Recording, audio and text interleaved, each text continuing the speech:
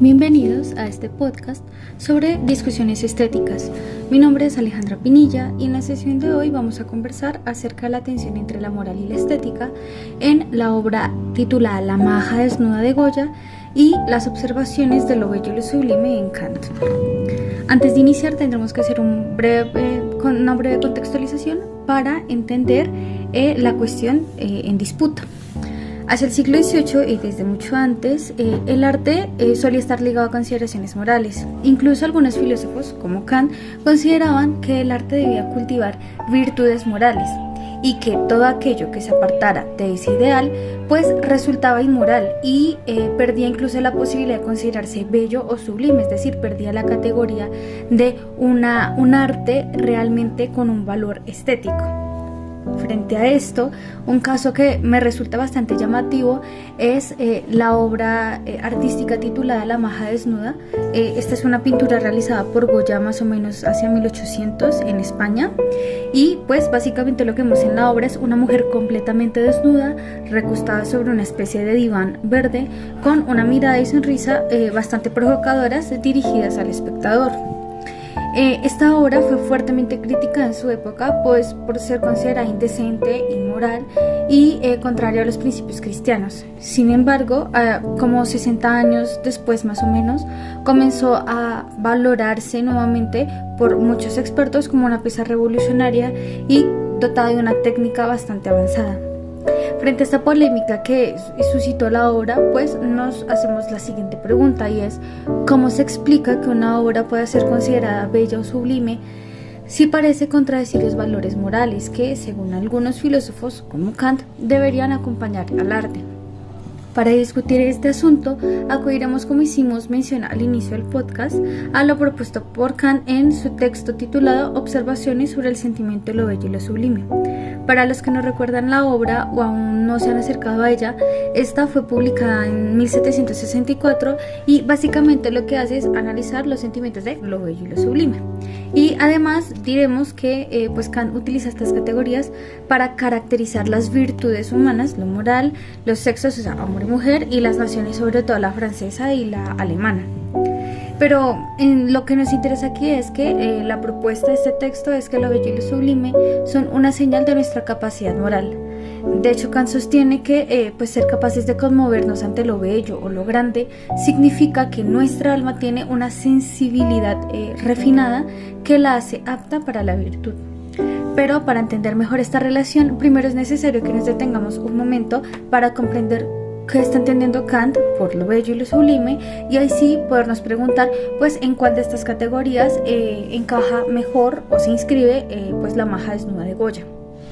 Respecto a lo sublime, Kant nos va a decir que lo sublime es aquello que conmueve, es decir, es un sentimiento de elevación y expansión que nos hace entender nuestra propia limitación o pequeñez y que pues cuando ésta se desvía de la sencillez, porque lo sublime de ser sencillo,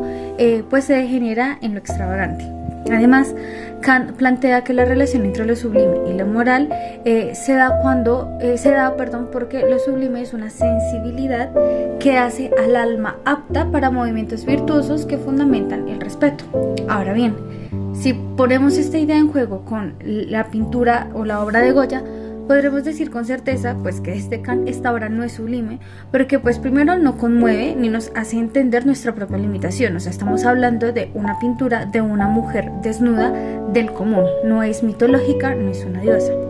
Entonces la idea de lo sublime quedaría descartada, además porque pues esta obra uno no puede afirmar de ella que produce movimientos virtuosos, ni que evoca tampoco la idea del respeto. Incluso podríamos afirmar, tal como lo hizo la Inquisición española en su momento, que la maja desnuda está ligada más bien al placer sensible o incluso a lo que Kant consideraría como un gusto menos refinado. Si pensamos ahora en la pintura desde la categoría de lo bello y pensamos en que Kant lo define como el vivo sentimiento de la belleza que se manifiesta por la alegría que hace brillar los ojos, los rasgos sonrientes y frecuentemente por las radiantes manifestaciones de júbilo, pues tendremos que decir pues que la maja desnuda tampoco encaja bien. O sea, la obra de Goya no necesariamente va a producir alegría o sonrisa, mucho menos va a exaltar de júbilo porque estamos ante una obra erótica. y además coqueta, así que tendremos que descartar esa opción. Ahora, si pensamos lo bello en el plano moral, que está asociado a las virtudes de la compasión y la complacencia, pues veremos que la pintura de Goya no precisamente pues está relacionada con estas virtudes, porque pues no suscita ni la amabilidad ni la complacencia. Hasta aquí pues parecería que entonces la maja desnuda no encaja con ninguna de las teorías de Immanuel Kant. Y entonces, ¿por qué lo estamos hablando desde Kant? Pues porque justamente sí podemos decir que se ajusta a otra idea que quizás es un poco secundaria o simplemente es mencionada vagamente en la obra, y es la idea de lo bonito. Kant utiliza este término de lo bonito pues para describir una forma de belleza puramente física y superficial que no es moral, o sea, no tiene una profundidad moral. Esta categoría, si lo pensamos, pues se va a ajustar más a la maja desnuda, porque la obra no parece en esencia tener una profundidad moral, al menos no superficialmente, y tampoco parece estar y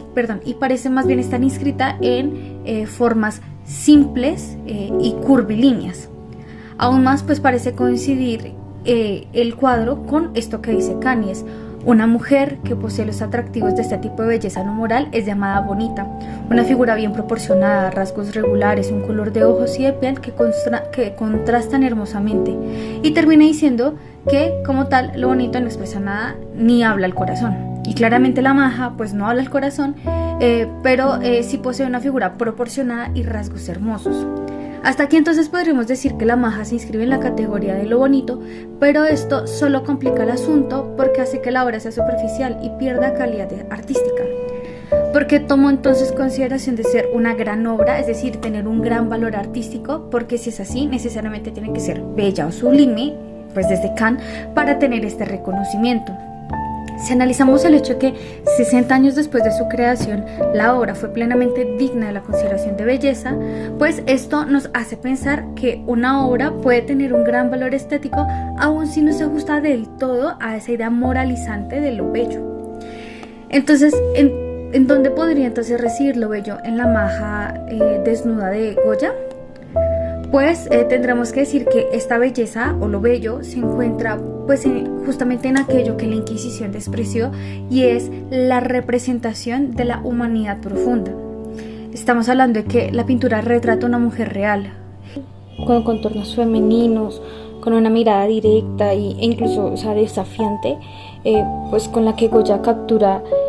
una noble confianza en sí misma, una justa estimación propia, es decir, se valoriza la figura de la mujer, y esto claramente pues conmueve al espectador. Además, también podemos decir que el uso de la luz que Goya hace en la pintura es maravilloso, permite dar un acabado suave a la piel, y pues esto realmente no es solo un adorno técnico vacío, sino que además es el medio pues para proyectar un sentimiento tierno y complaciente. De esta manera pues podemos decir que el valor reside en haber logrado que la belleza técnica, esta perfección del uso de la luz, de la pintura, lograra expresar un alma humana y pues se impusiera finalmente a los prejuicios morales pues de la época. Con todo lo anterior pues podemos decir que la valoración estética no depende únicamente de un contenido moral en la obra, sino que también podemos valorar la estética de una pintura partiendo del uso de la luz, de la composición y pues también de la manera en que se representa el cuerpo. De esta manera pues podemos concluir que en el caso de la maja desnuda hay una muestra estética que no siempre pues va a depender de lo estrictamente moral, sino que pues también puede abrir otros espacios distintos de valoración. En este sentido podemos decir que la maja desnuda sí es en efecto algo bello, que posee quizás un carácter moral diferente,